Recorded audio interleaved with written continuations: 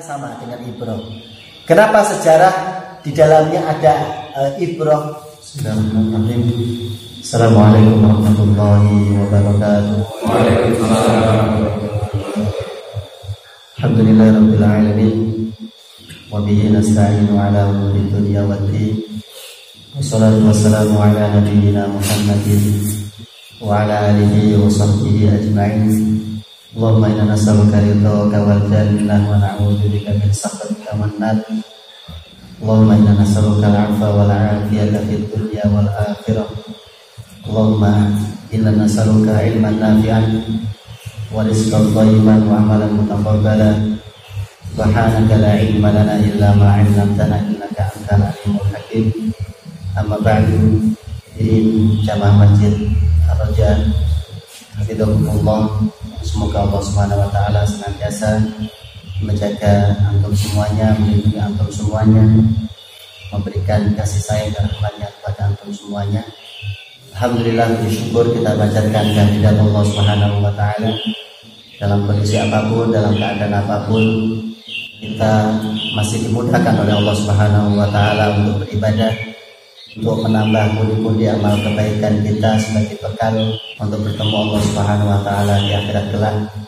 Semoga dengan syukur yang kita panjatkan, Allah taala menetapkan kenikmatan yang diberikan kepada kita tetap berada dalam diri kita, dalam keluarga kita, dan semoga dengan syukur yang kita lakukan, Allah Subhanahu wa taala menambahkan kita dengan kenikmatan-kenikmatan yang lain hingga kelak kita dikumpulkan di dalam surga Allah Subhanahu wa taala.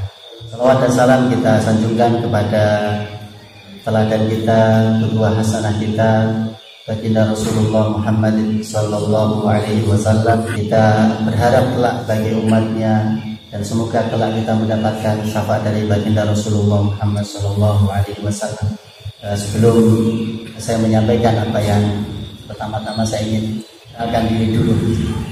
Kalau Rasulullah Shallallahu Alaihi Wasallam saja ketika berjalan bersama Abu Bakar, kemudian bertemu dengan salah seorang Badui, orang Arab pedalaman. Orang Arab ini kenal dengan Abu Bakar, tapi tidak kenal dengan Rasulullah. Ada orang nggak kenal Rasulullah di zaman itu, karena memang hidupnya di pedalaman. Tapi yang jadi pelajaran, orang Arab Badui ini kenal dengan Abu Bakar, tapi tidak kenal dengan Rasulullah. Penasaran dia bertanya, "Wahai Abu Bakar, siapa orang yang bersamamu?" Karena saat itu Abu Bakar dan Rasulullah dalam perjalanan misi yang sangat penting juga. Maka Abu Bakar memperkenalkan, tapi tidak menyebut identitasnya. Tapi pelajaran pentingnya dikenalkan dulu ini siapa, biar Arab Badui tidak penasaran. Tetapi cara mengenalkannya juga unik. Karena kalau sampai disebutkan namanya saat itu Rasulullah sedang menjadi buronan, dikenalkan tapi dengan bahasa yang sekiranya maksudnya bisa dipahami oleh Arab Badui, tetapi Abu Bakar punya maksud yang lain. Ini adalah hadin yahdini sabil, orang ini adalah orang yang menunjukkanku jalan, orang yang menunjukkanku kepada jalan. Orang Arab Badui paham kan? Oh, berarti dia kayaknya Abu Bakar, penunjuk jalannya Abu Bakar. Tapi di sisi lain Abu Bakar dalam hatinya bermaksud bahwa beliau adalah petunjuk jalan mengantarku kepada hidayah Islam, kepada jalan menuju Allah Subhanahu wa taala.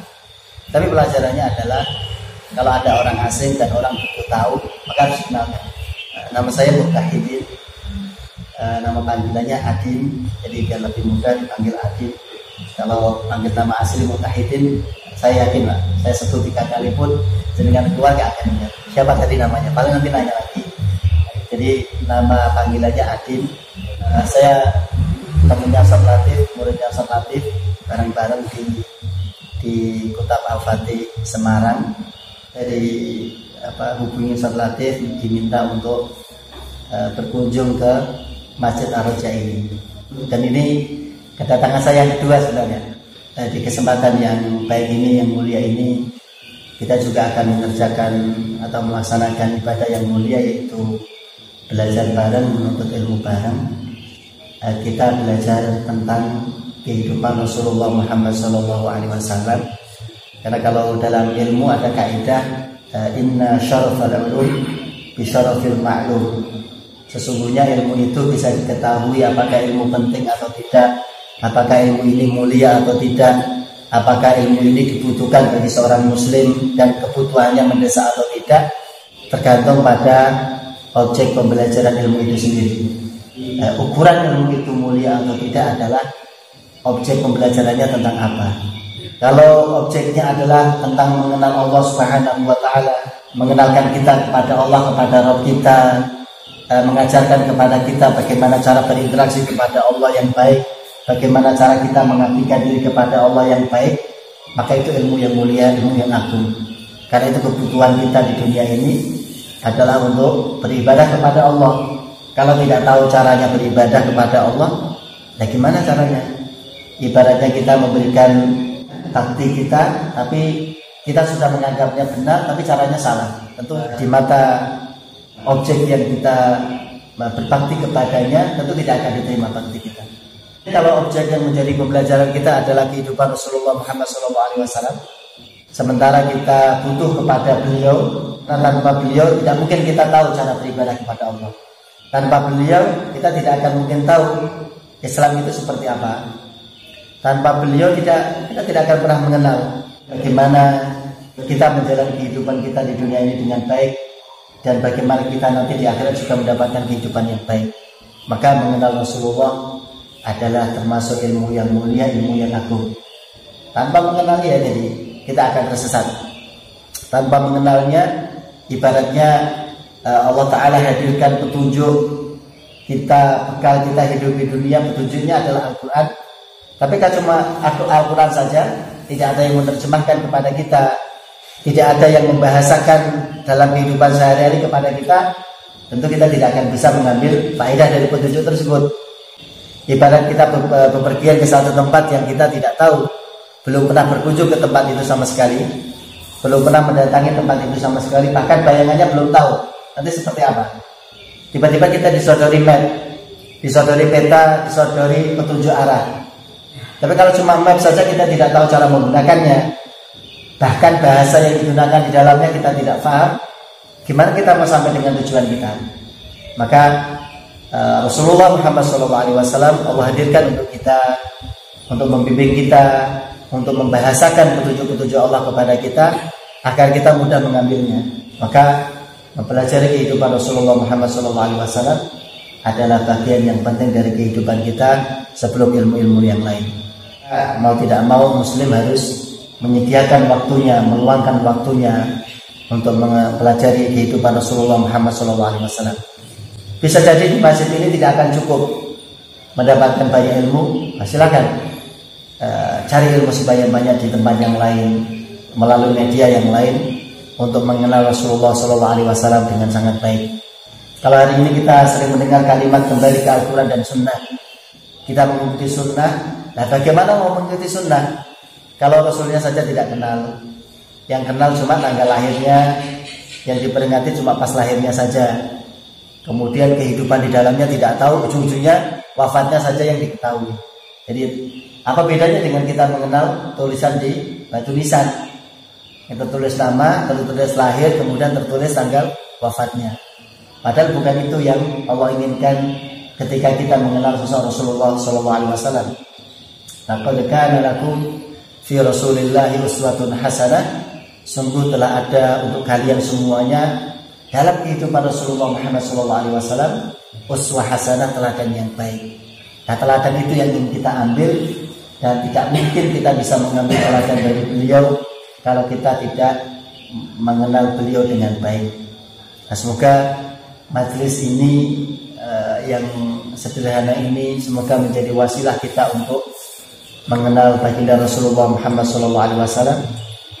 Syukur-syukur nanti Allah hadiahkan kepada kita cinta kepada beliau, dan kita berharap kelak minimal kita mendapatkan syafaat dari baginda Rasulullah Muhammad SAW. Kan tidak mungkin tiba-tiba nanti di akhirat orang datang kemudian, ya Rasulullah saya umatmu. Kemudian Rasulullah tidak mengenal sama sekali. Tidak mengenal bukan tidak kenal namanya. Kan umatnya Rasulullah punya tanda.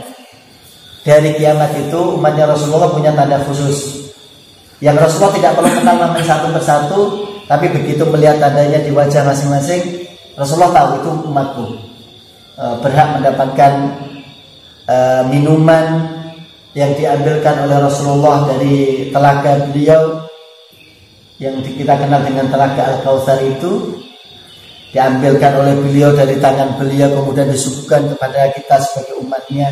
Diberi satu gelas, tapi ketika kita minum satu teguk saja, la yatma'u abadan, tidak akan pernah merasa haus selama-lamanya. Tidak pernah kita mendapatkan minuman seperti itu di dunia ini. Kemudian yang lebih tinggi dari itu, kita ingin mendapatkan pertolongan dari Rasulullah Muhammad SAW. Tapi untuk mendapatkan pertolongannya, tentu kita harus menjadi bagian dari umatnya yang tampak oleh beliau tanda-tanda bahwa kita adalah umatnya. Berbicara tentang kehidupan Rasulullah Muhammad SAW, kita berbicara tentang sejarah. Sejarah itu artinya sesuatu yang sudah lewat, sesuatu yang sudah terjadinya sudah berlalu, kejadiannya sudah berlalu. Apa pentingnya buat kita yang sudah berlalu? Apa pentingnya buat kita mempelajari sesuatu yang sudah lewat dari kehidupan kita? Maka mari kita buka kembali ayat-ayat Al-Quran yang kita baca, yang kita telaah, yang kita tilawah sehari-hari. Ternyata kalau kita buka, banyak kita akan mendapati perintah di dalamnya agar kita belajar dari kejadian di masa lalu, agar kita belajar dari sejarah kejadian yang sudah berlalu itu. Bahkan bunyi perintahnya sama dengan bunyi perintah ketika kita disuruh untuk sholat. Sama-sama menggunakan kata perintah. Perintah untuk sholat misalnya aqimis sholat, dirikanlah sholat, kerjakanlah sholat. Atau hafidhu ala sholawati, kalian jagalah sholat-sholat yang sudah diwajibkan kepada kalian. Menggunakan kata perintah. Ternyata ketika Allah Subhanahu wa ta'ala memerintahkan kita untuk belajar dari sejarah, dari kejadian masa lalu, ternyata redaksinya sama dengan ketika memerintahkan sholat. Contoh salah satu ayatnya misalnya faqsusil qasasa, maka ceritakanlah olehmu kisah-kisah itu. Dan sama bunyinya. Yang tadi memerintahkan dirikanlah olehmu sholat, kemudian ketika memerintahkan untuk belajar tentang kisah, faqsusil qasasa, maka kisahkanlah kisah itu pada anakmu, kepada keluargamu, kepada orang-orang yang kamu cintai, agar bisa mengambil pelajaran, mengambil hikmah dari kisah tersebut. Misalnya ayat yang lain, qad khalat min qablikum sunan, telah berlalu sebelum kalian sunnah-sunnah, ketetapan-ketetapan Allah, ketentuan-ketentuan Allah yang berlaku bagi umat-umat sebelum kalian. Fasiru fil ard, maka berjalanlah kalian di muka bumi, fanzuru kaifa kana aqibatul mukadzibin, kemudian perhatikan, kemudian pelajari, kemudian amati bagaimana akibat yang dialami oleh orang-orang yang mendustakan ajaran Allah. Nah, ini kan disuruh kita menapak tilasi, untuk nampak tilas kejadian yang sudah berlalu. Berarti kita disuruh untuk belajar sejarah. Dan masih banyak lagi. Bahkan sadar atau tidak sadar, surat yang kita baca berulang-ulang setiap harinya, lebih dari 17 kali kita membacanya, di dalamnya juga mengisyaratkan agar kita belajar sejarah. Surat Al-Fatihah yang kita baca dalam surat kita, ternyata di dalamnya juga mengisyaratkan agar kita mempelajari kejadian yang sudah berlalu. Ayat-ayat terakhir surat Al-Fatihah, ketika kita bermunajat kepada Allah, ihdinas siratal mustaqim, ya Allah tunjukkan kepada kami jalan yang lurus, jalan yang benar, jalan yang mustaqim. Kemudian Allah Subhanahu wa taala menjelaskannya, siratal ladzina an'amta alaihim, yaitu jalannya orang-orang yang telah Engkau berikan nikmat kepada mereka. Dan orang-orang ini sudah berlalu kehidupannya sebelum kita. Kemudian dilanjutkan ayat berikutnya, Allah kuatkan lagi, ghairil maghdubi alaihim, bukan jalannya orang-orang yang Engkau murka kepada mereka, dan kehidupan mereka juga sudah berlalu. Waladhdallin, juga bukan kehidupan, juga bukan jalannya orang-orang yang yang mereka tersesat di jalannya. Ayat-ayat terakhir dari surat Al-Fatihah yang kita baca memerintahkan kepada kita, kalau ingin berada di jalan yang lurus, kalau ingin berada di atas hidayah Allah, maka kalian mencarinya dari jalan-jalan orang yang sudah berlalu. Ulama mengatakan kalau kalian mau belajar mengambil pelajaran, belajarlah kepada orang yang sudah mati. Kalau orangnya masih hidup, kalian ambil kalimatnya, maka dia masih punya kemungkinan untuk terkena fitnah. Tapi kalau orang sudah meninggal, kalau dia orang baik, yang dia lakukan adalah kebaikan, maka kita mengambil pelajaran darinya dan dia tidak akan terkena fitnah lagi. Tapi kalau orangnya masih hidup, hari ini bisa jadi orang itu soleh, hari ini bisa jadi orang itu baik, hari ini bisa jadi orang itu punya karya kebaikan untuk umat, tapi kita tidak pernah tahu akhirnya nanti seperti apa. Maka kita belajar mengambil pelajaran yang terbaik adalah kepada orang yang sudah meninggal. Maka itu bagian dari ayat-ayat yang memerintahkan kepada kita untuk belajar sejarah. Bahkan kalau kita mengetahui sepertiga lebih dari isi Al-Quran kita, yang merupakan kitab petunjuk bagi kita itu, sepertiga lebih isinya adalah tentang kisah. Bahkan kita tahu ada nama salah satu surat di dalam Al-Quran yang disebut dengan surat Al-Qasas. Al-Qasas itu artinya adalah kisah-kisah. Dan kita juga tahu ada satu surat yang Masya Allah dari awal surat itu bicara sampai terakhir surat itu selesai. Dan suratnya bukan surat pendek, isinya bukan cuma 10-20 ayat, isinya ratusan ayat. Dari awal surat itu bicara sampai akhir surat itu bicara, isinya adalah tentang kisah, yaitu surat Yusuf. Kita tahu begitu kita baca awal surat Yusuf, ada mukadimah sedikit, kemudian mulai kisah itu berawal dari mimpi yang dikisahkan oleh Nabi Yusuf alaihissalam kepada ayahandanya, sampai terakhir penutup ayatnya, penutup suratnya, kalau tidak salah jumlah ayatnya 110, ditutup dengan laqad kana fi qasasihim ibrah, sungguh telah ada pada kisah-kisah mereka ibrah, pelajaran yang bisa kita ambil, pelajaran yang bisa kita petik. Kita sering mendengar kata ibrah. Ibrah itu berasal dari akar kata abara ya'ni.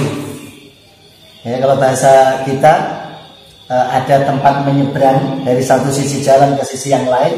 Nah, itu bahasa Arabnya adalah ma'bar, tempat menyeberang, jembatan untuk menyeberang atau jembatan yang menghubungkan dari satu sisi kepada sisi yang lain. Itu namanya ma'bar. Kalau bahasa melintasnya namanya ubur, sama dengan kata ibroh, akarnya sama dengan ibroh. Kenapa sejarah di dalamnya ada ibroh? Karena dari sejarah ini, ketika kita mempelajarinya, kita sedang dihubungkan dari kehidupan kita kepada kehidupan orang sebelum kita. Jadi seolah-olah kita menyaksikan kehidupan mereka di hadapan kita. Kita melihatnya dengan jelas, kita melihatnya dengan gamblang. Kemudian kita bisa memilih dan memilah. Ketika baik kita ambil, ketika buruk kita tinggalkan, agar kita tidak mengalami keburukan yang dulu pernah dialami oleh mereka orang-orang terdahulu. Kisah umat-umat yang diazab oleh Allah Subhanahu wa taala diceritakan berulang-ulang. Bukan hanya di satu surat, bukan hanya di satu tempat, diceritakan berulang-ulang. Di Al-Baqarah ada, nanti kita buka surat yang lain juga ada kisah yang sama. Salah satunya misalnya kisah Nabiullah Nuh alaihissalam. Itu kisah kita dapati nanti di awal-awal Al-Quran kita baca. Sampai terakhir kita datang ke juz 29 misalnya, khusus diberi nama surat Nuh, yang isinya adalah tentang perjalanan kehidupan atau perjalanan dakwah Nabiullah Nuh alaihissalam. Kita sedang dibuatkan jembatan oleh Allah Subhanahu wa taala yang menghubungkan kita di kehidupan hari ini dengan kehidupan yang lalu, diperlihatkan dengan sangat tampak, sangat gamblang, agar jangan sampai kita mengalami keburukan yang pernah dialami mereka. Tetapi kalau ada kebaikan yang mereka dapatkan di masa lalu, kita bisa mempelajari sebab-sebab yang mendapatkan kebaikan dan berharap kita mendapatkan hasil kebaikan yang sama dengan yang mereka dapatkan. Itu fungsinya kita belajar sejarah. Dan semuanya dari kita, telinganya sangat senang kalau disampaikan sejarah dalam arti kisah-kisah atau cerita. Hanya saja cerita yang kita dengar harus mulai kita pilih dan pilah, mulai kita seleksi. Bukan semua cerita kita sampaikan, bukan semua cerita kita dengar. Apalagi ke anak-anak kita. Apalagi ke anak-anak kita, menyampaikan kisahnya sebelum mereka tidur lagi. Nah, itu repot kalau yang disampaikan adalah kisah yang salah. Bagaimana ketika posisi anak itu mau tidur setengah sadar, ketika dikisahkan, maka kisah yang mereka dengar akan semakin melekat di ingatan mereka. Tapi ala kulli hal, mulai kita pilih kisah yang benar, kisah yang baik, kisah yang bermanfaat untuk kehidupan kita, anak-anak kita, keluarga kita, untuk betul-betul kita bisa mengambil pelajarannya. Itu semuanya tadi menggambarkan tentang bahwa Allah Subhanahu wa taala memerintahkan kita untuk belajar dari sejarah, dari kehidupan orang-orang yang sudah berlalu dari kita. Nah, kemudian pertanyaannya, kalau tadi sudah mengetahui tentang perintah-perintah Allah Subhanahu wa taala kepada kita untuk belajar sejarah, sebenarnya apa sih efeknya sejarah ini bagi kita?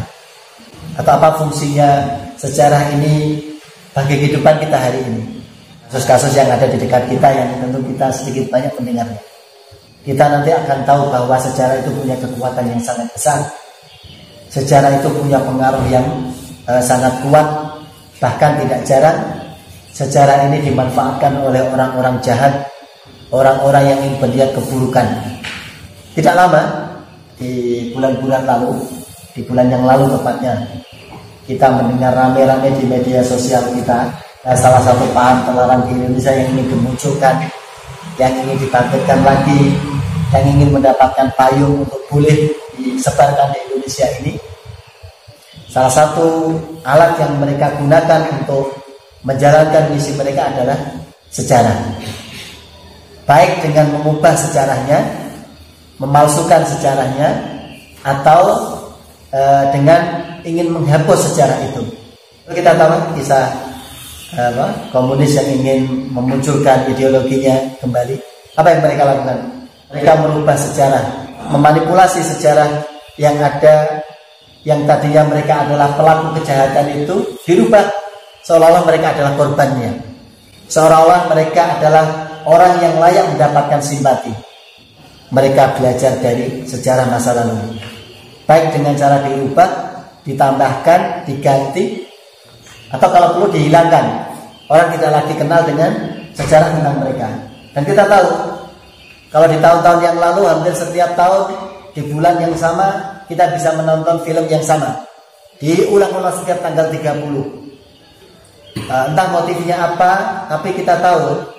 Salah satunya kita biar tahu kejadian itu kejadian pahit yang pernah menimpa masyarakat atau bangsa Indonesia.